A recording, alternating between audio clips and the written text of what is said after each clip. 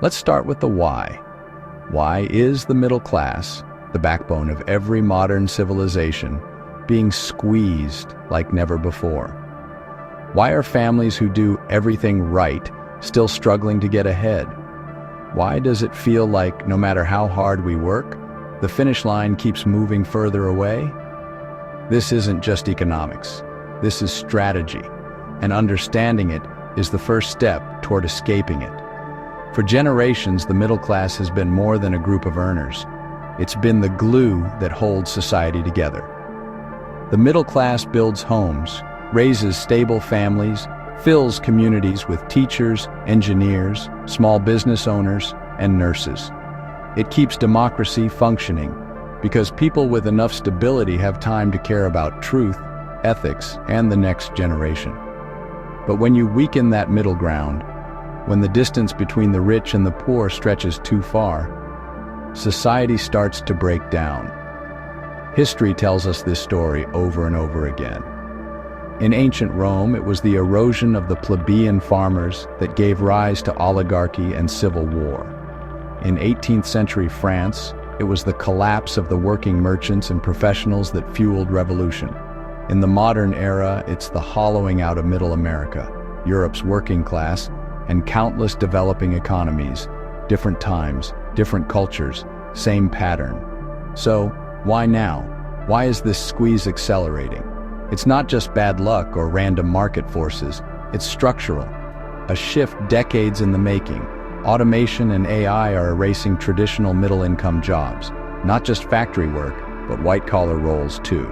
Machines now write, design, analyze, and even think faster than we can. Globalization shifted industries overseas. It made goods cheaper, but made stable careers vanish. The West outsourced production, and with it, the foundation of its middle class. Financialization turned the economy into a casino. Instead of making things, corporations learned to make money from money. When your wealth grows faster from speculation than innovation, power concentrates in fewer hands. Inflation quietly drains purchasing power. The same salary buys less every year, while essential costs, housing, healthcare, and education, rise faster than income. Debt fills the gap. People borrow to maintain the illusion of progress.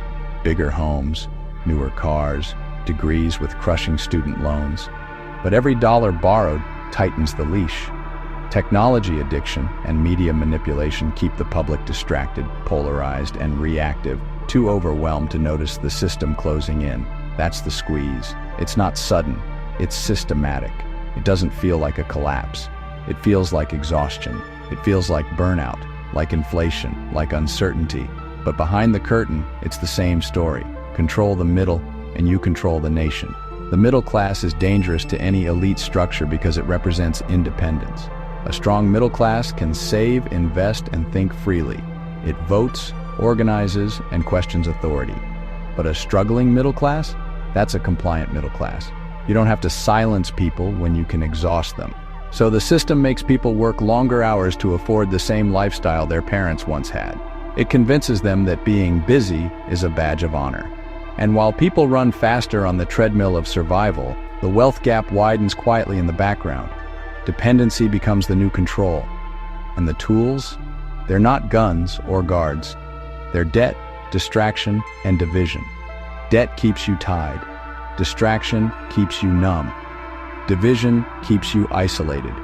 That's how control works in the modern age, not through fear, but fatigue. Now, why does this awareness matter? Because once you can see the play, you stop being a piece on the board. You start to think differently, spend differently, vote differently, raise your children differently. Awareness doesn't mean fear, it means choice, and choice is power. Every generation faces a test. Ours isn't a war for territory, it's a war for autonomy. The real question is, will we trade convenience for freedom? Or will we remember that the middle class was never supposed to just survive? It was meant to lead. In the next part, we'll break down what this system looks like, the mechanics behind the squeeze, and the patterns that keep good people stuck in the same cycle. And then, we'll talk about how you can rise above it. Because once you see it, you can never unsee it. And once you understand it, you can start playing a different game. Now that we understand the why, the motive behind the squeeze, Let's dig into the what. What does this system actually look like? How does it quietly drain the energy, wealth, and focus of the middle class, while making it all seem normal? Because the truth is, it's not one machine. It's a network of systems, all interconnected, all designed to look harmless on the surface. But together, they form a powerful web of control. There are 5 major systems that shape the life of a middle-class family today. Each one feels independent, but they work together, like gears in a clock that keep time, or chains that keep you still. Let's walk through them one by one. 1. The economic trap. Debt as a way of life. It starts with money, or more accurately, the illusion of it. For the average middle-class family, debt is introduced as a rite of passage. Student loans to get ahead, car loans to look successful, credit cards to build credit, mortgages to build wealth. But what no one tells you is that the system profits most when you're always paying. When you buy on credit, you're renting your future. When you live on loans, you work for the banks. It's a brilliant design. Keep people chasing comfort they can't afford while telling them it's progress. Debt isn't just financial, it's psychological. It changes how you think, how you dream, and how you define freedom. It turns "I want to" into "I have to," and that subtle shift from freedom to obligation is the first tightening of the squeeze. 2. The inflation illusion. Earning more, owning less. Then there's inflation, the silent thief. It's not new, but lately it's been weaponized. You might see a raise at work. Maybe your paycheck is bigger this year than last year, but look closer, your dollar buys less. Your rent, groceries, and utilities rise faster than your wage. That's not bad luck, it's policy. Inflation devalues labor and protects wealth. It's a hidden tax that quietly transfers power upward, from the earners to the owners. Those who own assets, property, stocks, commodities, gain when the currency weakens. Those who work for wages lose purchasing power. That's why inflation hurts the middle class most. They live in between, not poor enough for assistance, not rich enough for insulation. And the cruel irony, the same system that causes the inflation tells you to keep spending to help the economy. 3. The digital distraction machine. Attention as the new currency. Now we move into the modern battlefield, the mind. The system learns something powerful. You don't have to force people to comply if you can distract them into silence. Every scroll, every click, every notification is part of a psychological architecture built to keep your mind reactive, not reflective. We live in a world where outrage is monetized and attention is harvested. When people are overwhelmed by information, they stop seeking truth. They seek relief. They stop connecting dots and start following algorithms. And in that fog, power hides. The more divided and distracted the middle class becomes, the less united it can be. And without unity, there is no resistance, only reaction.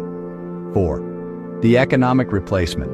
AI, automation, and the great labor shift. The next layer of the system is technological, and it's accelerating fast. AI and automation aren't evil, but how they're used can be. They've replaced millions of middle-income jobs, not just factory roles, but writers, designers, customer service analysts, and even teachers. Corporations love efficiency, but what they rarely talk about is what happens to you when efficiency replaces your livelihood. This isn't about robots taking jobs. It's about wealth centralizing into fewer hands because technology removes the human middle. The middle class once stood as the bridge between production and consumption. Now, algorithms do the producing, and the rest of us are trained to consume. That's the new dynamic. A few build the tools, and billions use them, trapped in digital dependency. 5. The illusion of choice. Politics, policy, and manufactured consent. The final layer is political, because control isn't sustainable without belief. Modern politics gives the illusion of choice: left, right, red, blue. But the system's core incentives rarely change. Why? Because the donors, the lobbyists, and the corporations behind both sides share the same interests: preserve the structure. You may think you're choosing policy, but most of what defines your financial life is shaped by unelected systems: central banks, international trade agreements, global institutions. And here's the clever part. When people are exhausted by complexity, they outsource understanding. They say, just tell me what's true. And that's how consent is manufactured, not through force, but fatigue. So when you put it all together, debt, inflation, distraction, automation, manufactured consent, you get what I call the invisible cage. A society where people believe they're free because they can choose what to buy, what to watch, or who to vote for. But the deeper systems, the ones that shape their quality of life, are controlled by forces they never see. The result? A population that's too tired to fight, too busy to think, and too distracted to notice. Seeing the structure, regaining control. But here's the power in understanding the what. When you can see the system, you stop playing by its default rules. Once you realize that every system is built on incentives, not morality, you can start building your own microsystems, family economies, independent businesses, personal sovereignty. Awareness doesn't make you paranoid, it makes you powerful. Because knowledge is leverage, and leverage is how you push back. Now that you see how the system works, the gears, the traps, the illusions, we can finally talk about what matters most. How to rise above it. How to reclaim ownership, rebuild strength, and protect your freedom from within the system itself. Because once you understand the play, you're not a pawn anymore. You're a strategist. And strategists don't get squeezed. They adapt, they rise, they build something new. Now that we've broken down the why, and exposed the what, it's time for the most important part, the how. Because awareness without action is just anxiety, and the middle class doesn't need more fear. It needs a framework for freedom. We're not here to fight the system with rage. We're here to outthink it, outgrow it, and outlast it. So let's build your escape plan, not to leave society, but to rise above it. Every revolution starts inside. Before you can change your finances, your family, or your future, you must shift your mindset. You are not powerless, you are not stuck, you are conditioned. And that can be undone. The middle class was trained to think like consumers, not creators. To chase comfort, not freedom. To seek permission, not purpose. So the first escape isn't financial, it's mental. Start asking different questions. Instead of, how do I make more money? Ask, how do I make money work for me? Instead of, what can I buy? Ask, what can I build? Instead of, who will save us? Ask, how can I save my household? The moment you stop reacting to systems and start designing your own, the game changes. Because this isn't about being rich, it's about being sovereign, mentally, emotionally, and financially. Let's get practical. Every paycheck is a decision between ownership and dependency. The system teaches you to earn, spend, owe, repeat. Your job is to break that cycle. Here's how you start. Buy fewer things. Own more assets. Use debt strategically, for tools that earn, not toys that fade. Invest in skills and systems that pay dividends for years, not moments of comfort. Stack income streams. Side business, freelance, real estate, digital products, creative work. If it makes money while you sleep, it's an asset. If it takes money while you sleep, it's a liability. The squeeze loses its power when you own your means of production, even on a small scale. You don't need millions, you need momentum. Ownership is freedom in financial form. The economy no longer rewards loyalty, it rewards adaptability. So while others wait for security, you prepare for evolution. You must become unreplaceable. And in this new world, that means mastering what machines can't, the human edge. Focus your learning on 4 zones. Problem solving. The ability to find creative solutions no algorithm can predict. Emotional intelligence. The art of communication, persuasion, and trust. Digital fluency. Learn to use AI, not fear it. Leadership and decision-making. The capacity to move people and manage complexity. Degrees used to be your shield. Now, skills are your sword. Stack them, sharpen them, use them to pivot whenever the world shifts. Because it will, again and again. When systems grow unstable, networks replace institutions. The old world taught us to depend on large structures, government programs, corporate jobs, centralized systems. But when those begin to fail, human connection becomes currency. So rebuild it. Reconnect with neighbors. Start a local trade circle or community skill exchange. Support small businesses instead of feeding monopolies. Teach your children resilience, not dependency. Families that prepare together become fortresses. Communities that cooperate become unbreakable. When the middle class starts helping itself, it stops waiting for permission to thrive. The modern war for control isn't fought with weapons, it's fought with distraction. Every minute your attention is scattered, your potential is siphoned. The algorithm is not your friend, it's your leash. Start reclaiming your time. Set boundaries with technology. Limit passive consumption.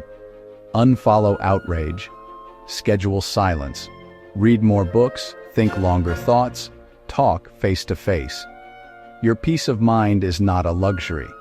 It's your most valuable form of resistance. Remember, the one who controls your attention controls your future. Guard it fiercely. Here's the paradox. You can't destroy the system, but you can use it strategically. The same tools used to control can be used to create. AI can automate your side business. Social media can spread your message, not just drain your time. Tax codes can protect your money if you learn the rules. Investments can compound your wealth the same way corporations do. You're not powerless, you're untrained. And training begins with curiosity. Instead of fighting everything you hate, study it. Learn how it works. Reverse engineer the game, then play smarter. Because rebellion without strategy is just noise. But understanding creates leverage, and leverage moves worlds. Now we come to the final step, creation. We're not trying to save the old middle class, it's already gone. We're here to build the next one, the sovereign middle class. This new class won't be defined by income brackets, but by independence. They'll own assets, not debt. They'll think critically, not emotionally. They'll educate themselves and their children beyond propaganda and fear. They'll understand systems, use technology wisely, and create value rooted in purpose.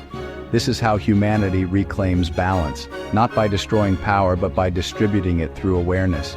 You are the prototype of that class, and your children, if you teach them sovereignty, will be the architects of the next civilization. So yes, the middle class is being squeezed, but the pressure isn't just a trap, it's a test. Pressure reveals what's real. And this moment in history is calling for a new kind of middle class, one that's smaller, smarter, stronger, and sovereign. So take your power back, own your time, guard your attention, invest in your mind, build what no one can take from you. Because when you rise, your family rises. When families rise, communities rise. And when communities rise, nations heal. The squeeze doesn't have to break you, it can build you if you know how to move. Stay awake, stay adaptable, stay free. And remember, awareness isn't rebellion, it's survival. And in time, it becomes sovereignty. You're looking for the so what? Here it is. You've been listening. You've heard the why, the story behind the squeeze. You've seen the what, the system built to contain you. And you've learned the how, the path to rise above it.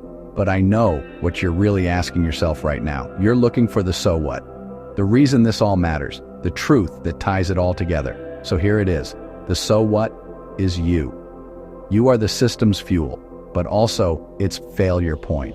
You are both the problem it depends on and the solution it fears. The so what is that this squeeze isn't punishment, it's pressure. And pressure doesn't just destroy, it reveals, it refines, it reshapes. It's revealing who will cling to comfort and who will reclaim control. It's testing who will follow the noise and who will listen to their own inner compass. The so what is that we are being forged, not finished.